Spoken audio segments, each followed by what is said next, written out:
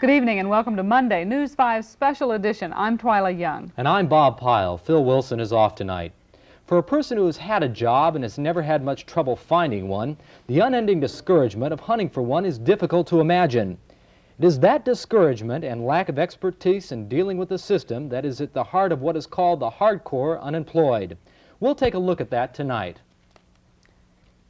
And did you think that the days of the village smithy were over? Well, not quite. Although Longfellow's hero under his spreading chestnut tree might not recognize the 1979 incarnation of the breed, we'll meet Bill Moore tonight, town blacksmith. A heart attack or some other kind of seizure. Would you know what to do? Knowing could mean the difference between life and death, maybe for someone close to you. In a special report for Monday, Michael Mahoney looks at CPR, a special kind of training that saves lives. Polk County has an unemployment rate of 2.8%. Now, although if you are among that 2.8%, you might not agree with this statement, one representative of a Polk County business says that 2.8% is so low as to be essentially no unemployment at all. But that's an average figure for the whole county. There are groups of people in Polk County who have more than an average amount of trouble finding work. They are often called the hardcore unemployed. 24-year-old Malcolm Bragg went to work 7 years ago as a heavy vehicle painter. A year ago, he was laid off. He now has a saleable skill, but he doesn't have a job. Bragg has a wife, 3 kids, and bills to pay, but he doesn't have an income. He receives unemployed father's benefits and rent subsidies from the state. With them, he can barely buy food and pay the rent. If he were to take a job which paid minimum wage, his benefits would go down, his rent would go up, and he would be faced with transportation costs to and from his job. All told, he would end up with less available money than he has now. How does it make you feel when you hear things, read them in the paper, or hear people say them on TV or radio, that people, if you really wanted a job, you could find one, or if you really wanted to work, you'd take whatever was available? Well, like my family, the family that I got, you really just can't take anything that's available because, you can't live off of it if it's not enough money. I don't know, I guess other people would just have to try and get out there and try and find one, to see how hard it really is. Bob Jackson makes it his business to find out precisely why people like Malcolm Bragg can't get an adequate job. In this case, he thinks it's because Bragg has no high school diploma. In reviewing your application here, Malcolm, and from what you have told me is that with your experience as a painter and the number of years that you have been painting, I feel, and I don't know whether you feel or not, that we may have to do something else along with that experience that you have to be sure that you will be able to get in and get an interview and get the exact attention one that will need. And in reviewing your application, I noticed that you did not finish high school. Jackson is chief organizer, record keeper, phone caller, job hunter, and cheerleader for an organization called Jobless United. This is Trinity United Methodist Church on Des Moines' near north side. It's a pretty unusual spot to find an employment agency, but then Jobless United is a pretty unusual employment agency. Jobless United set up shop about 1.5 years ago in this unused room donated by the church. As an organization, it grew out of an effort by the National Council of Churches to push for full employment legislation and to form grassroots organizations of the unemployed. In Des Moines, the local Full Employment Coalition, the parent group, decided that the best way to work towards jobs for the chronically unemployed and underemployed was to develop a job hunting system, especially for that group. So let's hope that within the next week we can arrange for some schooling, and hopefully that we will be able to find some on-the-job training for you, or either find some employment for you, at least part-time, half a day, and then you'll be able to go to school the other half a day. What do you think about that? That'd be all right. Like I said, I have been looking for a lot of jobs, and maybe that could be the reason. This is Des Moines' near north side. It is an area of high unemployment. Even though Des Moines' overall unemployment rate is impressively low, there are parts of this town, mainly those parts with a high concentration of minorities, that have an unemployment rate that soars to as much as 6%. Many of these people are called the hardcore unemployed. When the term hardcore unemployed is being defined by most individuals, they say that it is people that don't want to work. There are people that are not looking for a job and they just want to beat the system.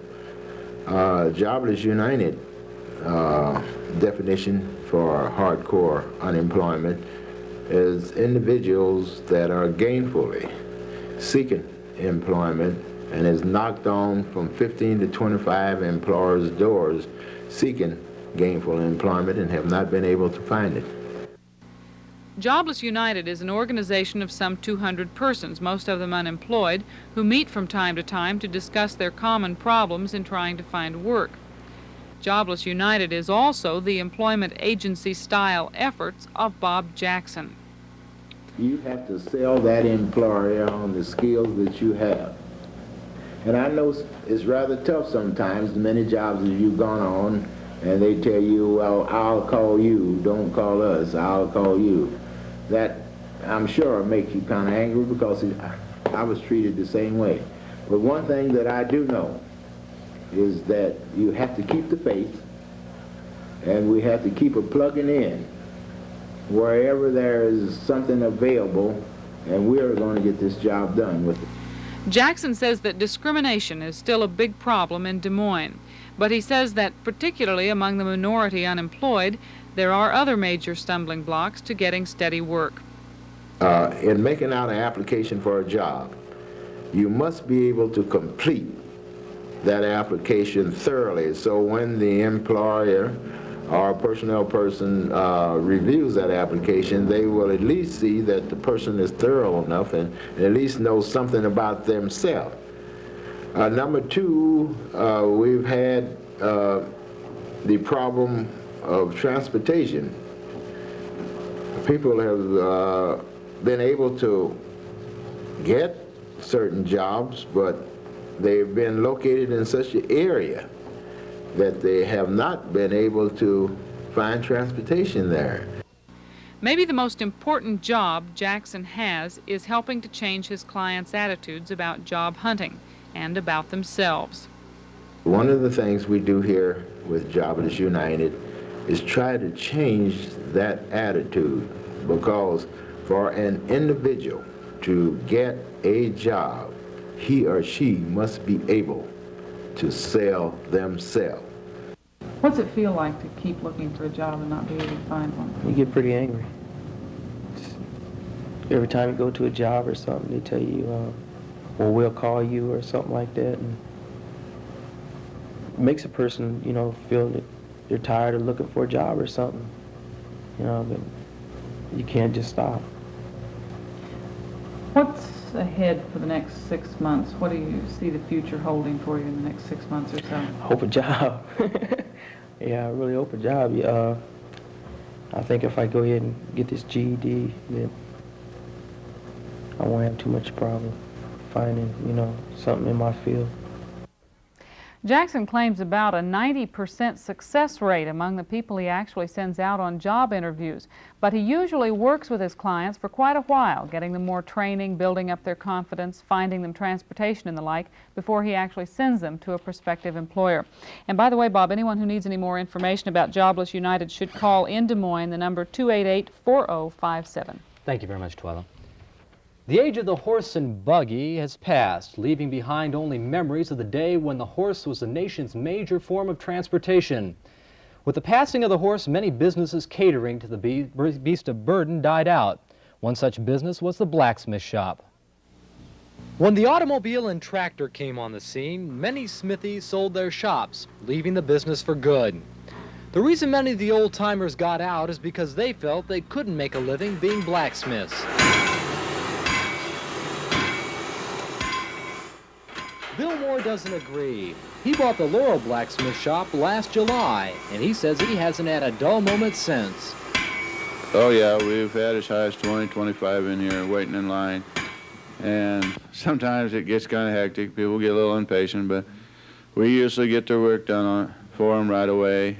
Laurel's blacksmith shop came close to being a thing of the past. Several years ago, blacksmith Ernie Snorer decided to get out. He sold the building to Paul Gaunt of Laurel. Gaunt, not being a blacksmith, needed someone to run the shop, so he put who he thought was the best man for the job in charge. That man was Bill Moore.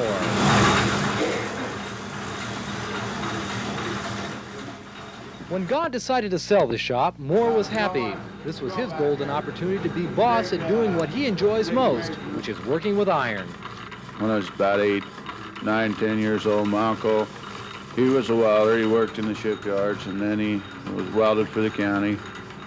Seemed like it just built up from there, because you could take some piece of angle irons and an old car rear end and make a tractor out of it, or you could make just about anything you wanted to. If you asked someone to envision a blacksmith, they would probably conjure up a picture of a big man standing over an anvil pounding a horseshoe. For the most part, that picture's obsolete. At 250 pounds, Bill Moore is still a big man. But instead of working with an anvil and a hammer, he's working with a blowtorch. And instead of horseshoes, it's tractors and hog sheds.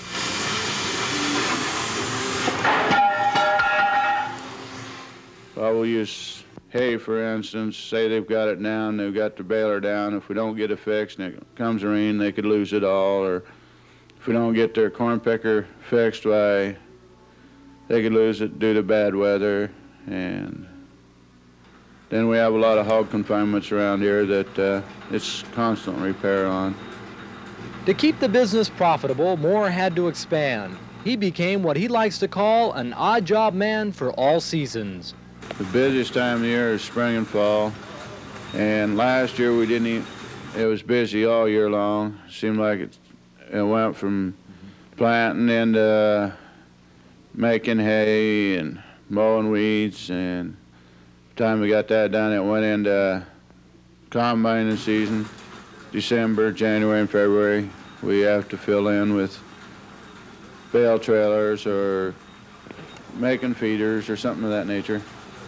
To aid Moore in his work, he bought more equipment. Instead of just hot coals, a forge, and a hammer, Moore's shop now sports a lathe, drill press, and a power hacksaw.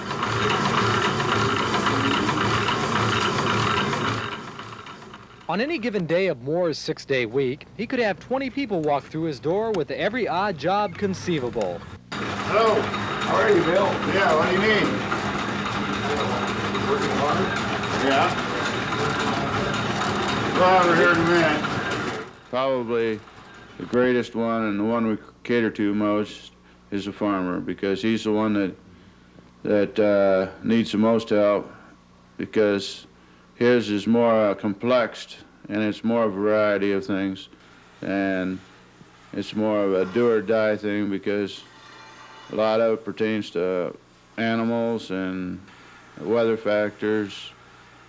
I'd say we probably do cater the farmer more than we would somebody off the street. Many times these jobs are tough, but that doesn't keep Moore from tackling them. Oh, it's hard work, a lot of hours, but I guess my greatest satisfaction is you can go down the road. I got roughly about a 40-mile area that I've got people in, and I can go down past their place, and I can see that they've got a good crop, and I can think back, well, I had a hand in it. Well, there's just a lot of people around. I'm one of them that doesn't have a welder, and I think we'd have to look for someplace else to get our work done, and there's a lot of things that he can make that you just can't buy. Without saying anything against the present farmer, I think he's becoming more of a operator than he is a repairman, and he has learned to depend on someone else to do his service work and to do his repair work. A good many of them would find themselves in trouble if they didn't have some place that was reliable that they could go and have this work done for them. They expect to hire it done. Well, it gives a person a place that's real close to your work to get parts, and they also, with these new combines and everything, you need some help lots of times, and rather than running to your implement dealer, which is quite a ways away, you can come in here and get things fixed. Moore's business is good right now. He's the only odd job man in a 40-mile radius, and a lot of farmers, as well as town folk, respect his work. But what about the future? Is it going to be a prosperous one? Moore's attitude is hopeful. And I see a pretty good future in it. It's rough now, but everybody's having it rough. Bill, would you recommend a friend to go into the blacksmith business? You bet. It's very satisfying, it's challenging, and it's never the same thing each day. There's always a variety, and with the proper equipment, you can sit down and build you anything you want to build, and it's very satisfying work.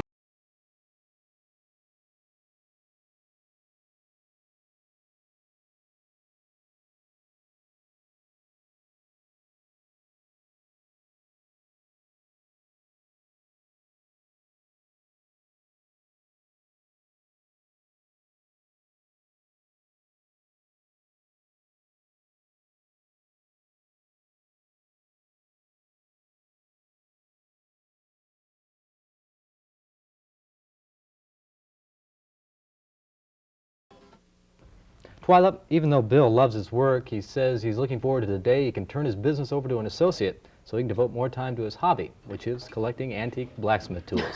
Sort of a busman's holiday. Yeah. Well, coming up next, we'll take a look at what can and cannot be done if someone near you has a heart attack or some other kind of seizure, when Michael Mahoney looks at CPR.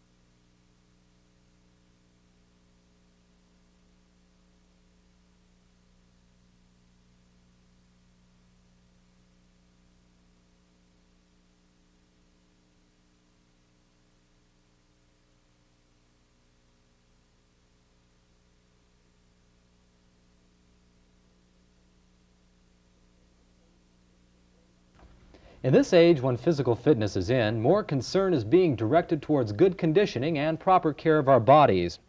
That concern has been translated into renewed interest in emergency techniques, things like CPR. What is CPR? In a special report from Monday, Michael Mahoney tells us about it and how not knowing about it could prove to be very costly. Imagine yourself at work one day. A colleague looks ill, starts to stagger, and finally collapses. He is having a heart attack. Would you know what to do? The chances are you wouldn't. And because of that, the person on the floor, perhaps a friend, would die because his friends couldn't help him when he needed it the most. Get an ambulance, quick. There are ways to stop those situations from turning tragic, and most people know that. But the sad part about it is the fact that while they may know about it, they don't take any steps to do it until it's too late. To some extent, that's changing. The more often the scenario takes place, the more businesses and institutions realize the importance of knowing what to do, how to do it, and when. You're watching a CPR training class, a session where people learn the rudiments of CPR, cardiopulmonary resuscitation. CPR is a technique designed to help keep a disabled person breathing. In a medical emergency, many functions of the body automatically stop, and CPR clears a path to the lungs in order to restore breathing and reestablish a heartbeat, making sure that the heart and brain get enough air and blood to continue to operate. What these people are learning could save someone's life. What other people are missing could cost someone their life. Ballard Community High School in Huxley. It's a small school where last year a student, Danny Edwards, died of a seizure. He died because nobody knew how to help him. The situation occurred in the afternoon, about 2:30 in our last hour study hall.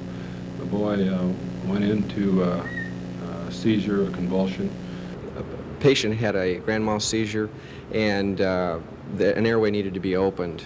And no one at this time knew how to open an airway. The teacher that was in there was a coach, and recognized the situation as serious. We didn't know whether it was an epileptic seizure. We didn't know exactly what the problem was. The boy was unconscious and not responding. Shortly after that, the medic team arrived from Mary Greeley Hospital. They got a patent airway, started closed chest massage, and gave medications and monitored him on our cardioscope and transported to the hospital. Did it do any good? No, it didn't. If somebody had been able to perform a CPR technique on Danny Edwards, would he be alive today? If someone had known how to open the airway, then chances would be improved that he would have survived. Principal Hens in this school district learned of the value of CPR the hardest way possible. And the scary part about that is that while now many schools are teaching CPR, just as many are not. And those are the ones that are inviting a replay of the Danny Edwards tragedy. Well, Mike, you're right. It's in the minority as far as those number of school districts who are currently involved in CPR training, whether it's through their phys ed class, health classes, and so forth. What we're trying to do now is generate interest within the school systems so that more of them will take the time to find out how their, primarily their upper grade level students can be trained.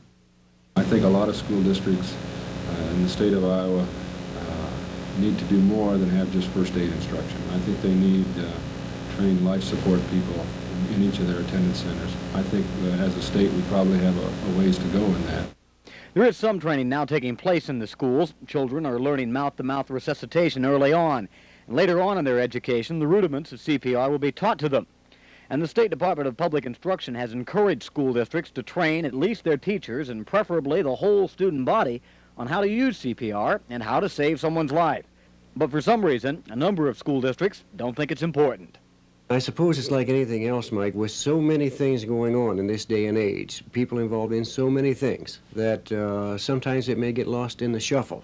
And our job, primary job, is to promote CPR training and the importance of it through the process such as on WOI. Mm-hmm. And by doing that, we feel that, it doesn't take that much time.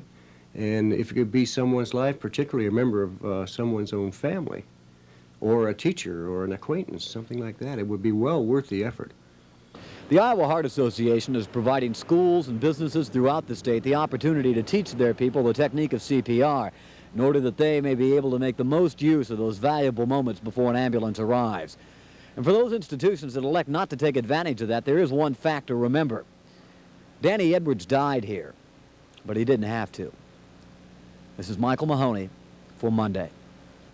While some schools may be lacking in their emergency capability, Michael tells us that there are many CPR training programs going on all over the state and that they are very popular. In fact, he says if you want to take the training, you expect to wait about 2 months. By the way, some of the film that you saw in Michael's piece was from a film called Pulse of Life, produced by Pyramid Films.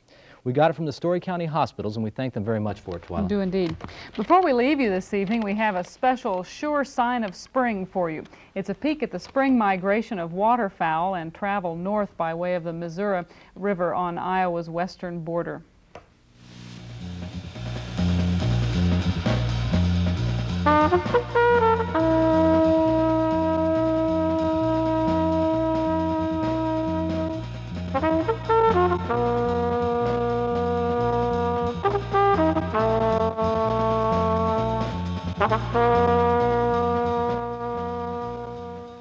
The place, DeSoto Bend National Wildlife Refuge.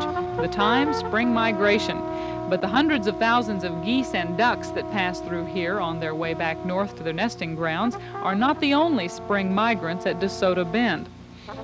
There are the faithful who come from miles around to feast their senses on the sights and sounds of wild waterfowl.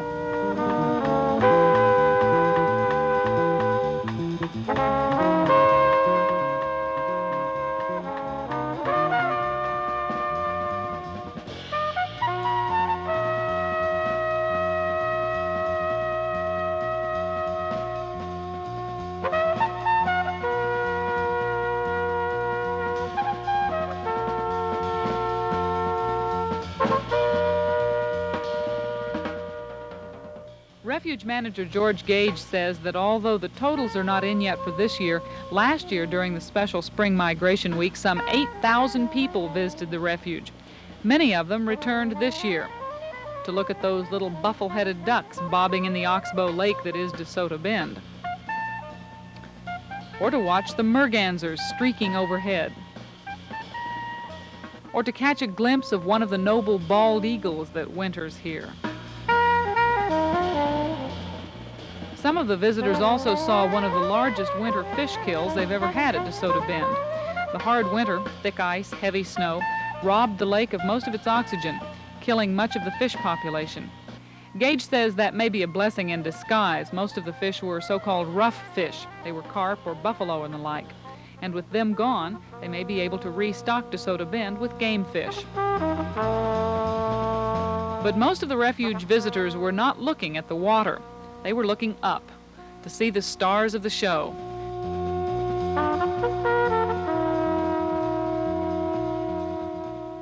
The geese. Some 200,000 to 300,000 snow geese pass through the area, and they are a sight to see.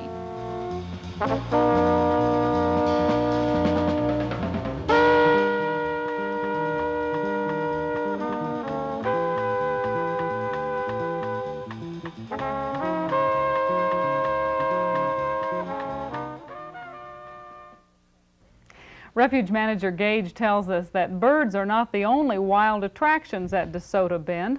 He says that towards the end of April, the woods are full of some of the best mushrooming places you could ever hope to find. So I may take my bucket and head back over there the next couple of weeks or so. Sounds like a great idea, Twyla. That's Monday News 5's special edition for this evening. Thanks for joining us. Phil Wilson and I will be back here in 2 weeks on April 16th. I hope that you can join us then. For Bob Pyle, I'm Twyla Young. Good night.